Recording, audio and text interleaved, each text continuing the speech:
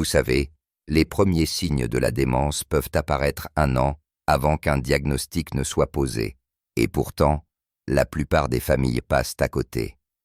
On pense souvent que la démence, c'est oublier des noms ou se perdre dans un endroit inconnu. Mais ça commence bien plus discrètement. Ce sont des petits changements dans le comportement, des choses qui vont et viennent, presque invisibles au début. Aujourd'hui, je vais vous parler de 5 signes que les seniors montrent souvent, environ 1 an, avant que la démence ne soit détectée, et pourquoi prêter attention à ces signaux précoces peut tout changer. Que vous soyez là pour vous-même, votre conjoint, ou quelqu'un qui vous est cher, comprendre ces schémas peut vous aider à réagir plus tôt, à mieux planifier et à préserver une plus grande indépendance sur le long terme. Restez jusqu'à la fin, car je ne vais pas juste énumérer des symptômes. Vous allez découvrir ce que chaque signe signifie vraiment, comment il est lié au changement dans le cerveau et comment soutenir avec douceur quelqu'un qui pourrait les manifester. Ces signes ne veulent pas toujours dire que la démence est certaine, mais ils indiquent qu'il est temps d'être plus attentif. Si vous avez déjà remarqué qu'un proche agissait d'une manière qui vous semblait bizarre, ce que je vais vous raconter pourrait vous aider à faire le lien. Commençons par un signe courant, mais tellement facile à manquer, des oublis fréquents dans les routines familières. On a tous déjà égaré nos clés ou oublié un rendez-vous, ça arrive. Mais quand quelqu'un commence à oublier des morceaux de sa routine quotidienne de façon répétée et d'une manière qui ne ressemble pas à son comportement habituel, ça peut être le cerveau qui envoie un message plus sérieux. Ces trous de mémoire ne sont pas toujours spectaculaires. En fait, ils sont souvent d'une subtilité déconcertante. Par exemple, quelqu'un peut laisser la gazinière allumée après avoir préparé son café ou nourrir le chien 2 fois parce qu'il a oublié l'avoir déjà fait. Il peut poser la même question plusieurs fois, même après avoir eu une réponse claire, comme « On mange à quelle heure ?» alors qu'on vient de le lui dire. Ce qui rend ce comportement préoccupant, ce n'est pas l'erreur isolée, mais sa répétition. Quand ces petits incidents deviennent réguliers, surtout dans des situations où la personne était autrefois précise et attentive, il faut y prêter attention. Prenons Walter, 75 ans, un homme toujours organisé, le genre à avoir un classeur pour ses factures et un carnet pour ses listes de courses. Pendant des années, il gérait tout sans accroc. Mais depuis quelques mois, sa femme, Claire, a remarqué des choses étranges. Walter payait certaines factures 2 fois, laissait ses outils de bricolage dans des endroits incongrus, comme le frigo ou la salle de bain, et se mettait en colère quand il ne se souvenait plus pourquoi il était entré dans une pièce. Au début, Claire pensait qu'il était juste fatigué ou préoccupé, mais ces incidents se multipliaient et elle voyait dans ses yeux qu'il sentait que quelque chose clochait. Il essayait de cacher sa frustration, mais elle était là, palpable, comme s'il luttait contre un brouillard invisible. Pour comprendre ce qui se passe, il faut regarder ce qui change dans le cerveau. À ce stade précoce de la démence, l'hippocampe, une petite région en forme de croissant qui aide à former et à récupérer les souvenirs récents, commence à faiblir. C'est comme si le cerveau avait du mal à enregistrer les informations nouvelles ou à les ressortir au bon moment. Puisque la mémoire est une fonction qu'on utilise sans y penser, ces lacunes sont perturbantes, non seulement pour les proches, mais aussi pour la personne elle-même. Elle peut sentir qu'elle perd le fil, sans savoir pourquoi. Ce qui complique les choses, c'est que ces oublis ne se manifestent pas toujours lors d'un rendez-vous médical. Les tests de mémoire, faits dans une salle calme pendant 10 minutes, ne reflètent pas toujours le chaos d'une journée chargée à la maison. C'est pourquoi les proches, ceux qui partagent le quotidien, sont souvent les premiers à remarquer ces changements. Mais comme ces signes sont subtils et irréguliers, on les met souvent sur le compte du vieillissement normal. « Oh, il a juste un peu la tête ailleurs », se dit-on. Pourtant, la clé, c'est le schéma. « Il a juste un appétit ». Quand quelqu'un oublie des étapes familières d'une tâche qu'il maîtrise depuis des années, comme préparer le thé ou ranger les courses, ou semble désorienté par un changement mineur dans sa routine, il est temps de ralentir et d'observer. Cette vigilance douce, sans panique, est une des choses les plus précieuses que vous puissiez offrir. Repérer ces changements de mémoire tôt, ce n'est pas juste se préparer à ce qui pourrait arriver. C'est soutenir la personne telle qu'elle est maintenant, l'aider à se sentir en sécurité, comprise, et moins seule face à ce qu'elle vit. Parce que derrière chaque tâche oubliée, il y a un moment humain, quelqu'un qui fait de son mieux et qui a besoin d'un peu plus de patience qu'avant. Mais les oublis dans les routines ne sont pas les seuls à surveiller. Un autre signe, tout aussi discret, c'est quand quelqu'un commence à avoir du mal à trouver ses mots ou à terminer ses pensées. Quand une personne bute sur les mots dans une conversation banale, ce n'est pas toujours un simple moment d'inattention. Pour beaucoup de seniors, c'est un des premiers indices qu'une démence pourrait se développer en coulisses. Ça ne se manifeste pas forcément par un silence total. Parfois, la personne continue de parler, mais ses phrases semblent décousues, avec des mots qui ne collent pas tout à fait, ou des pauses qui s'étirent. Ce changement peut être subtil. Elle peut appeler un objet courant par un mauvais nom, comme dire « horloge de main » au lieu de « montre », ou désigner le frigo en disant « ce truc pour la nourriture ». Ou bien, elle répète le même mot, incapable de trouver la suite de sa pensée. Dans un groupe, elle peut sembler plus silencieuse qu'avant, non pas parce qu'elle n'a rien à dire, mais parce qu'elle craint de perdre le fil en plein milieu d'une phrase. Je me souviens de Tom, 68 ans, un homme qui était autrefois le roi des discussions. Il avait toujours une anecdote à raconter, avec des détails si vivants qu'on s'y croyait. Mais sa fille, Sophie, a remarqué qu'il utilisait des termes vagues comme « ce truc »,« cet endroit » ou « tu sais bien plus souvent. Quand elle posait des questions pour clarifier, il se taisait parfois, comme si l'histoire s'était évaporée. Sophie disait que c'était comme regarder son père naviguer dans un brouillard. Il était là, mais il n'arrivait pas à destination. Ce qui se passe dans le cerveau à ce moment-là touche les centres du langage, surtout dans l'hémisphère gauche. La démence commence à compliquer la récupération des mots et la construction des phrases. C'est comme essayer de résoudre un puzzle dont il manque des pièces. Pour la personne, c'est profondément frustrant, car elle sait souvent ce qu'elle veut exprimer, mais les mots ne viennent pas. Et ce que beaucoup ignorent, c'est que cette difficulté peut mener à un repli sur soi. Quand quelqu'un galère à s'exprimer, il peut éviter les conversations pour ne pas se sentir gêné. Il décline les invitations, parle moins au téléphone, ou abandonne des activités qui impliquaient des échanges, comme un club de lecture ou des discussions avec des amis. Ce silence n'est pas un choix volontaire, mais une forme de protection contre l'angoisse de se tromper devant les autres. C'est pourquoi il faut être attentif à la manière dont quelqu'un parle, pas seulement à ce qu'il dit. Est-il plus lent à répondre? Utilise-t-il des mots passe-partout plus souvent? Ces histoires sont-elles moins claires ou s'arrêtent-ils en plein milieu sans conclure? Ces détails comptent, non pas parce qu'ils confirment une démence, mais parce qu'ils suggèrent que le traitement du langage dans le cerveau pourrait changer. Si vous remarquez ces signes, ne les balayez pas en disant « c'est juste l'âge ». Ils peuvent être un murmure que quelque chose se passe sous la surface. Et si les mots deviennent plus difficiles à trouver, un autre signe peut vous alerter, encore plus troublant. Une désorientation dans le temps ou les lieux familiers.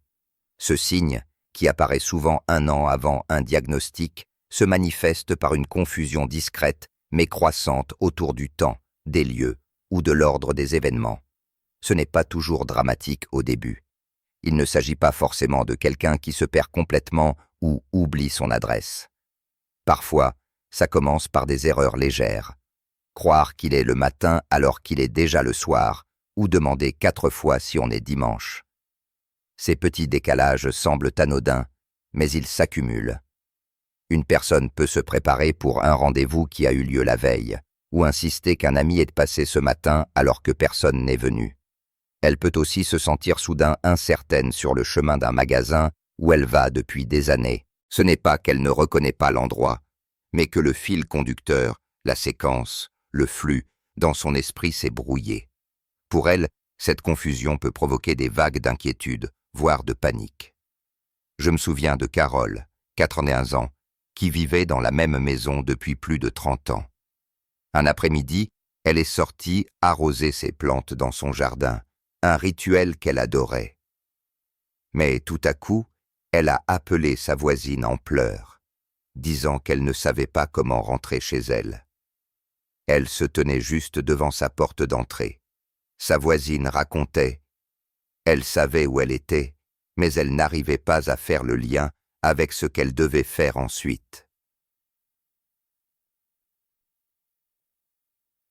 Cette déconnexion spatiale est liée à des changements précoces dans le cerveau, notamment dans la façon dont il organise le contexte. Quel jour on est, quelle partie de la journée, ce qui vient après.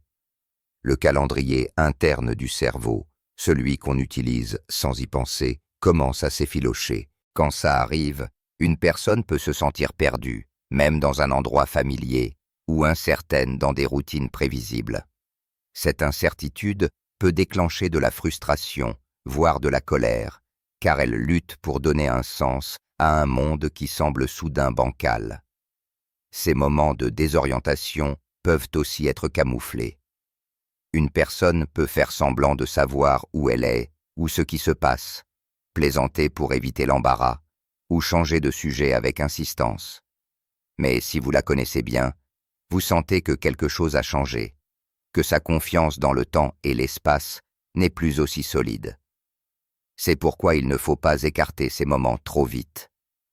Si quelqu'un confond l'heure de la journée, oublie comment il est arrivé quelque part, ou semble inhabituellement hésitant dans un trajet connu, notez-le. Ce ne sont pas toujours des incidents isolés, mais des signaux discrets que la boussole interne du cerveau vacille. Et surtout, face à cette confusion, évitez la critique ou la correction. Répondez avec patience, avec calme. Ce dont une personne a besoin dans ces instants, ce n'est pas qu'on lui rappelle ce qu'elle a oublié, mais qu'on l'aide à se sentir ancrée, en sécurité et respectée alors qu'elle cherche à retrouver ses repères. Mais la désorientation n'est pas le seul signe qui peut vous mettre la puce à l'oreille. Un autre changement, souvent plus visible, c'est quand quelqu'un se retire des activités sociales ou des hobbies qu'il adorait. Quand une personne qui aimait les repas de famille, les appels réguliers ou les passions qui la faisaient vibrer commence à s'éloigner doucement, ce n'est pas toujours une question d'humeur ou de fatigue. Ce repli est souvent un des signaux les plus clairs que quelque chose de plus profond se passe dans le cerveau, et il apparaît bien avant un diagnostic officiel. Ce changement peut être progressif. Une personne qui ne manquait jamais les repas à l'église ou les soirées cartes commence à décliner les invitations avec des excuses vagues.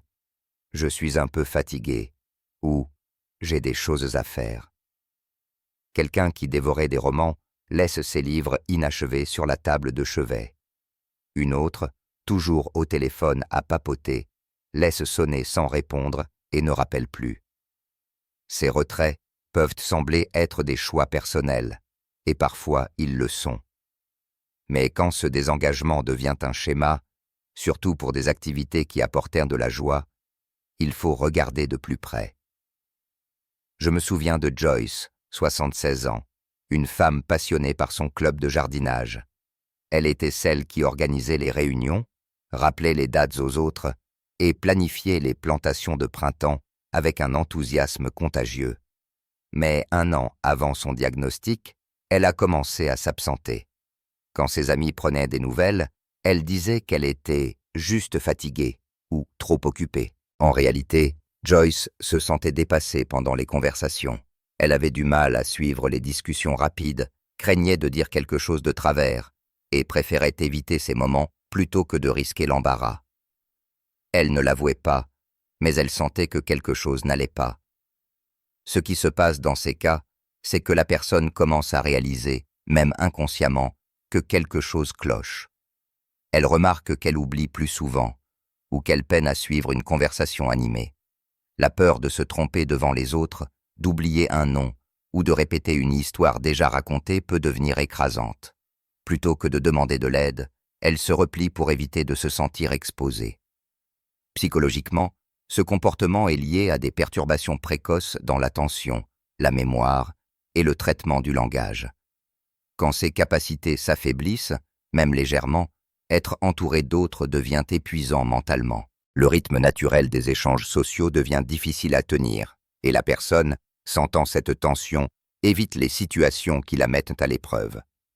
C'est pourquoi il est crucial de remarquer quand quelqu'un réduit son monde social. Si une personne s'éloigne des routines qu'elle chérissait, surtout celles qui impliquent des discussions ou de la créativité, ne pensez pas tout de suite qu'elle vieillit. Ce peut être un signe que son cerveau travaille plus dur qu'avant et qu'elle ressent ce poids plus qu'elle ne le dit. Face à ce repli, la réponse doit être douce. Au lieu de pousser à reprendre les anciennes activités, proposez des moments simples, dans un cadre rassurant. Une petite promenade à deux, un thé tranquille, une activité sans pression.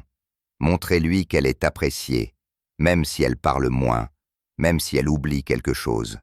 Car au fond, elle ne perd pas forcément l'envie, mais peut-être la confiance. Et si le repli social peut signaler un changement, un dernier signe, plus subtil mais tout aussi important, concerne les décisions quotidiennes. Quand une personne commence à faire des choix inhabituels, qui ne lui ressemblent pas ou qui semblent imprudents, cela peut indiquer que sa capacité à raisonner et à évaluer les situations s'affaiblit.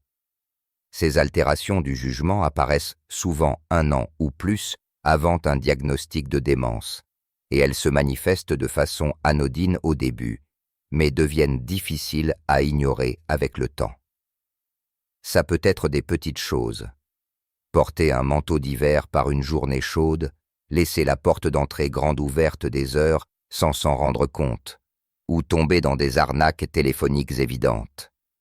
Une personne peut s'abonner à des services douteux, donner de l'argent sans raison claire, ou faire des commentaires qu'elle n'aurait jamais faits avant. Ces choix ne sont pas juste des erreurs. Ils ne correspondent pas à la prudence ou à la logique qui guidait autrefois ses actions. Je me souviens d'Eugène, 82 ans, un homme méticuleux avec ses finances, qui n'avait jamais de retard sur une facture. Mais un jour, sa fille a découvert qu'il avait donné plusieurs centaines d'euros à un inconnu qui frappait à sa porte, prétendant collecter pour des réparations de quartier. Aucun projet de ce genre n'existait. Quand elle lui a demandé pourquoi, il a répondu simplement « Il avait l'air honnête ». Ce genre de décision, sincère mais déconnectée du bon sens, est un signal d'alerte. Dans le cerveau, ce changement est lié à des perturbations dans les lobes frontaux, les zones qui gèrent de la planification, l'évaluation des risques et la prise de décision. Quand ces régions s'affaiblissent, une personne peut ne plus repérer quand quelque chose semble suspect. Les signaux d'alerte interne, ces instincts qui nous protègent, s'éteignent. Sans ces garde-fous, même des personnes intelligentes et réfléchies peuvent faire des choix qui surprennent. Parfois, ce n'est pas une question d'argent. Ça peut concerner la nourriture, manger des produits périmés sans s'en rendre compte, ou laisser des aliments dehors pendant des jours. Ça peut toucher l'hygiène, se laver beaucoup moins, porter les mêmes vêtements plusieurs jours, ou oublier d'utiliser du savon. Ou encore, dans des interactions sociales, partager des détails personnels avec des inconnus ou faire des remarques déplacées. Ce qui rend ce signe difficile, c'est qu'il est intermittent. Une personne peut faire une erreur un jour et sembler parfaitement elle-même le lendemain. Mais cette inconstance fait partie de ce qu'il faut surveiller. Si vous remarquez des décisions qui détonnent, qui ne collent pas avec la personne que vous connaissez, pas une fois mais plusieurs, il est temps de creuser. Et surtout, abordez cela avec tact. Personne n'aime se sentir jugé, surtout quand il est déjà confus. Au lieu de dire « Pourquoi as-tu fait ça ?», essayez quelque chose comme « On va regarder ça ensemble ». Parce qu'au fond, la plupart des gens sentent quand ils ont fait une erreur, mais ils ne savent pas toujours comment ils en sont arrivés là. Un soutien calme, sans reproche, peut préserver la confiance et ouvrir la voie à une aide plus concrète. En repensant à ces 5 signes, les oublis dans les routines, les difficultés à trouver les mots, la désorientation dans le temps ou les lieux, le repli social et les changements dans le jugement. Prenez un moment pour réaliser à quel point ils sont subtils, mais lourds de sens. La démence ne s'annonce pas avec un grand fracas. Elle murmure d'abord à travers des comportements qui semblent anodins, qu'on attribue trop vite au vieillissement ou à une mauvaise semaine. Mais quand ces signes se répètent, c'est le moment de se rapprocher, d'observer avec soin. Repérer ces signaux tôt ne veut pas dire paniquer ou tirer des conclusions hâtives. Cela signifie gagner du temps. Du temps pour ajuster, pour planifier et surtout pour tisser des liens. Que ce soit pour un conjoint, un parent ou même pour vous-même, la chose la plus précieuse à offrir à ce stade, c'est de la compassion. Pas juste de la patience pour les moments qui dérapent, mais de l'empathie pour les peurs silencieuses qui les accompagnent. Personne ne veut sentir qu'il perd pied, mais tout le monde veut savoir qu'il n'est pas seul face à ça. Vous n'avez pas besoin d'être un expert pour faire une différence, une présence discrète, une voix familière, une main tendue sans faire sentir à l'autre qu'il est diminué. Ça compte plus que n'importe quel test ou traitement. Ces moments de dignité et de compréhension peuvent être plus précieux que tout. Alors, si vous voyez un de ces signes chez quelqu'un que vous aimez, ne le laissez pas passer inaperçu. Notez-le, parlez-en doucement et cherchez du soutien, que ce soit auprès d'un médecin, d'un proche ou d'une association. Ces petits gestes d'attention peuvent changer la trajectoire d'une vie. Dites-moi dans les commentaires ce qui vous a marqué aujourd'hui ou comment vous pensez utiliser ces informations. Peut-être avez-vous une histoire à partager, un moment où vous avez repéré un signe chez un proche. Vos expériences peuvent inspirer d'autres personnes. Si ces conseils vous ont touché, abonnez-vous et activez la cloche pour ne pas manquer nos prochains contenus. Votre soutien nous motive à continuer à informer et à encourager. Merci d'être là et à bientôt.